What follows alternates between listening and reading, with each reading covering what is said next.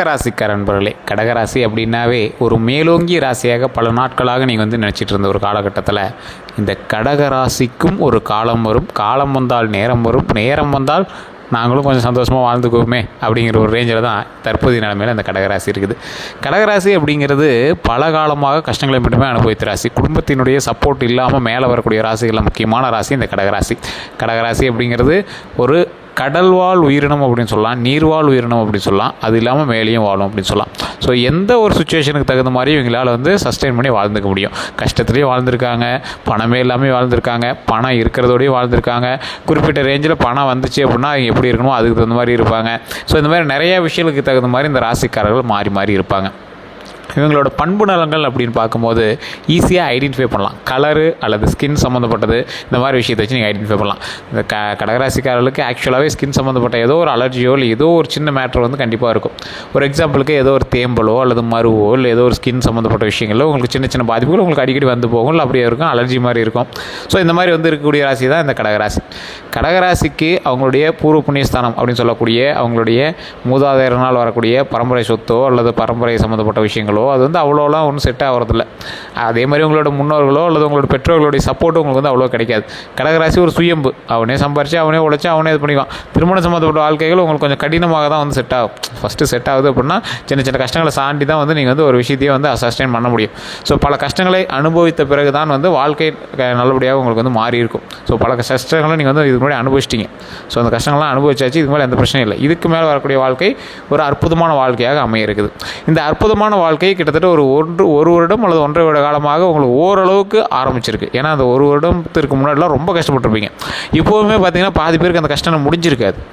ஒவ்வொருத்தருக்கு சின்ன சின்ன ஃபினான்ஷியல் சம்மந்தப்பட்ட இஷ்யூஸ்லாம் இருந்துட்டு தான் இருக்கும். அப்படியே போக போக அது எல்லாமே சரியாயிட்டே வரும். இந்த ராசிக்காரர்கள் தொழில் சம்மந்தப்பட்ட விஷயங்களாக இருக்கட்டும், கல்வி சம்மந்தப்பட்ட விஷயங்களாக இருக்கட்டும், ஒரு புது நிறுவனங்களில் இருக்கக்கூடிய ஒரு விஷயங்களாக இருக்கட்டும், எதுவாக இருந்தாலும் கொஞ்சம் பார்த்து பொறுமையாக நிதானமாக செய்ய ஆரம்பிச்சிங்க அப்படின்னா நன்மை உண்டு.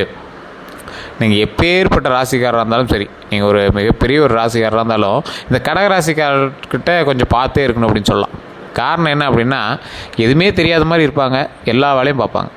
ஸோ அந்த மாதிரி ஒரு வினோதமான ராசி, அது மட்டும் இல்லாமல் ஒரு வித்தியாசமான செயல் கொண்ட ராசி அப்படின்னு சொல்லலாம். இந்த ராசிக்காரர்கள் கவனமாக இருக்க வேண்டிய ஒரு 4 விஷயம் இருக்குது. ஒரு அற்புதமாக நடக்கக்கூடிய ஒரு அற்புதமாக நீங்கள் செஞ்சீங்க அப்படின்னா அது ஃபைனல் அவுட்புட் சூப்பராக வரக்கூடிய ஒரு 4 விஷயம் இருக்குது. இது எதை ஃபஸ்ட்டு சொல்லலாம்? ஸோ ஃபஸ்ட்டு நீங்கள் எதெல்லாம் அற்புதமாக உங்களுக்கு நடக்க போகுது, எதெல்லாம் உங்களுக்கு சூப்பராக இருக்குது, ஜாக்பாட்டாக இருக்குது, ராசி நல்லா இருக்குது, இந்த காலகட்டம் உங்களுக்கு அற்புதமாக இருக்குது அப்படிங்கிற விஷயத்தை நம்ம ஃபஸ்ட்டு பார்த்துடலாம். பாயிண்ட் 1, நகை சேரக்கூடிய ஒரு காலகட்டம். பவுன் உங்களுக்கு இப்போ நல்லா சேரும். ஒரு குறிப்பிட்ட காலகட்டத்தில் உங்கள்கிட்ட பவுன் எல்லாம் விற்றுருப்பீங்க, அல்லது ஏதாவது நகையை அடமானம் வச்சுருப்பீங்க, எல்லாம் லோன் வாங்கி அதுன்னு பண்ணிட்டு தான் இருப்பீங்க. கடனில் இருக்கக்கூடிய ராசி தான் கடகராசி. இருந்தாலும் இப்போ ஓரளவுக்கு செட் ஆகிருப்பீங்க. இதில் பவுன் அமையறதுக்கான ஒரு காலகட்டம், தங்கம் வாங்குவதற்கான ஒரு காலகட்டம்.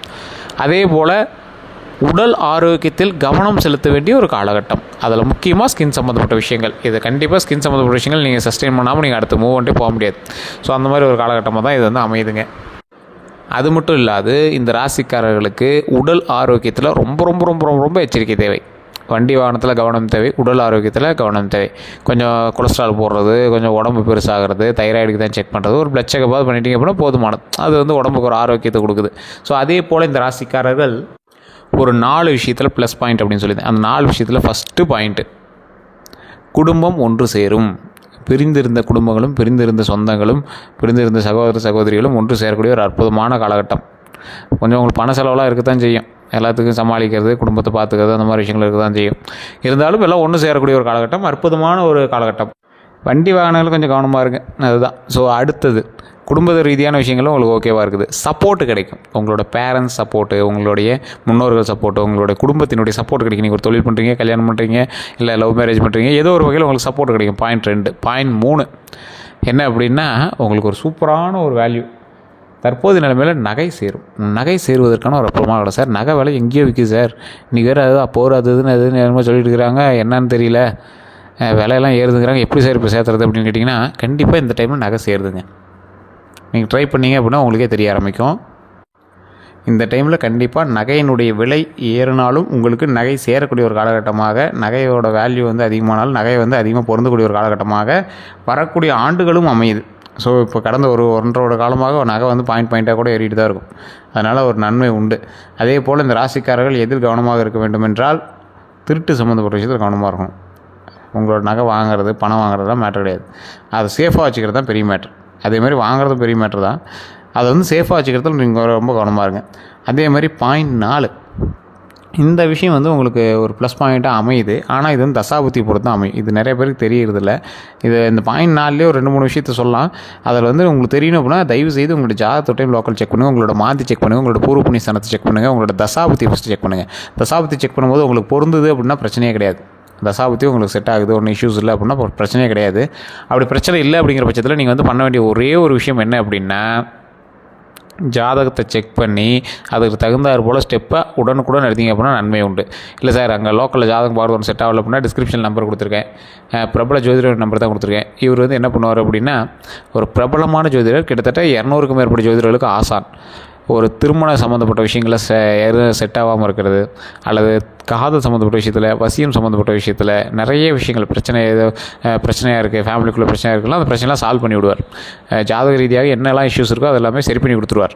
ஃபேமிலி இஷ்யூஸ் எல்லாத்தையும் சால்வ் பண்ணி விடுவார். ஸோ அந்த மாதிரி ஒரு பிரபலமான ஒரு ஜோதிடருடைய நம்பர் தான் நான் கொடுத்துருக்கேன். இந்த நம்பருக்கு நீங்கள் ஃபோன் பண்ணுங்கள், உங்களுடைய ப்ராப்ளத்தை சொல்லி பேசுங்க, எல்லா இஷ்யூஸையும் வந்து சால்வ் பண்ணி கொடுத்துருவார். அதே போல் இவர்கிட்ட நீங்கள் திருமணம் சம்மந்தப்பட்டது, குழந்தை பேர் சம்மந்தப்பட்டது, அதே மாதிரி உங்களுடைய டீட்டெயில்ஸ் எல்லாமே பர்சனலாக இருக்கும். வசியம் சம்மந்தப்பட்ட விஷயங்கள் எதுவாக இருந்தாலும் அவர் வந்து கிளியராக பண்ணி கொடுத்துருவார். உங்களுக்கு வேணும் அப்படின்னா ஜஸ்ட் கால் பண்ணி தெரிஞ்சுக்கோங்க. கீழே டிஸ்கிரிப்ஷனில் நம்பர் கொடுத்துருக்கேன். ஃபேஸ்புக்கில் பார்த்துருக்கீங்க அப்படின்னா ஸ்க்ரீனில் நம்பர் போட்டிருக்கோம். சரி, இந்த 4வது பாயிண்ட் என்ன சார் அப்படின்னு கேட்டிங்களே, திருமணமும் குழந்தை பாக்கியமும் முக்கியமான ஒரு பாயிண்ட்டு. இது வந்து ரொம்ப அமையிறது கஷ்டமாக இருந்த கடகராசிக்காரர்களுக்கு தற்போதைய நிலைமை உங்களுக்கு ஒரு ஜாக்பாட் டைம் அப்படின்னு சொல்லலாம். இந்த ஜாக்பாட் டைமில் நீங்கள் ட்ரை பண்ணிங்க அப்படின்னா மிகப்பெரிய லக்கு உண்டு. இந்த மிகப்பெரிய லக் எப்படி இருக்கும், உங்களுடைய தொழில் ரீதியாக, கல்வி ரீதியாக எந்த ஒரு செயல் செய்தாலும் அதற்கேற்றாற் போல் உங்களுக்கு ப்ளஸ் பாயிண்ட் நடக்கிறது ஒரு பக்கம்.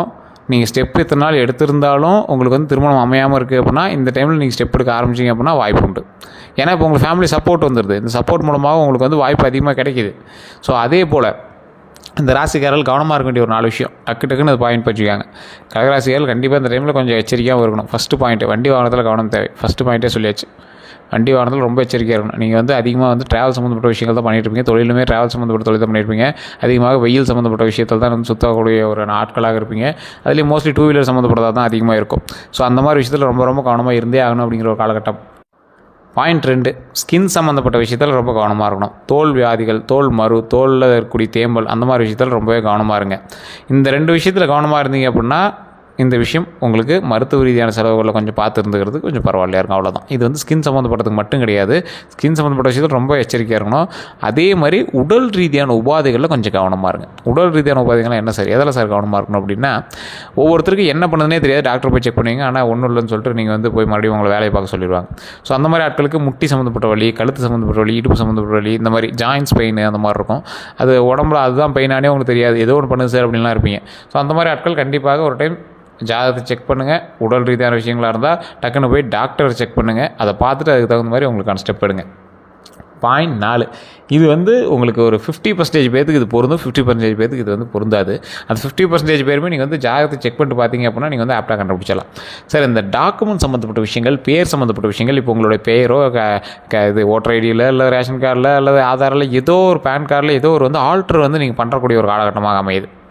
இப்படியே உங்களுடைய டீட்டெயில்ஸ் வந்து ஏதோ ஒரு அப்டேட் பண்ணக்கூடிய ஒரு காலகட்டமாக அமையுது. பத்திரத்தில் ஏதோ ஒன்று அது வந்து நீங்கள் வந்து சரிபார்க்கக்கூடிய ஒரு நேரமாக வரக்கூடிய காலகட்டங்கள் அமையுது.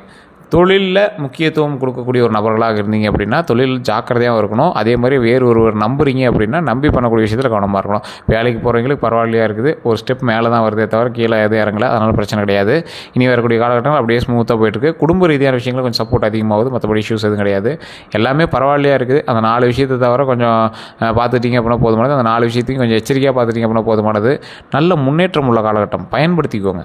டைம் வேஸ்ட் பண்ணிவிட்டு அது இதையும் பண்ணிவிட்டு குறை சொல்லிவிட்டு குத்தம் சொல்லிகிட்டு இருக்கக்கூடாது. ஸ்டெப் எடுத்திங்க அப்படின்னா உண்டு. அதே மாதிரி மற்றவர்களுடைய வாழ்க்கையில் தலையிடுவதை கொஞ்சம் பொறுமையாக பார்த்து நிதானமாக பண்ணுங்கள். உங்களுக்கு வந்து பேர் தான் வந்து கொஞ்சம் இடிப்படும். உங்களோட பேரை வச்சு தான் வந்து உங்களோட கேரக்டர் வந்து ஸ்ட்ராட்டஜிக் பண்ணுவாங்க.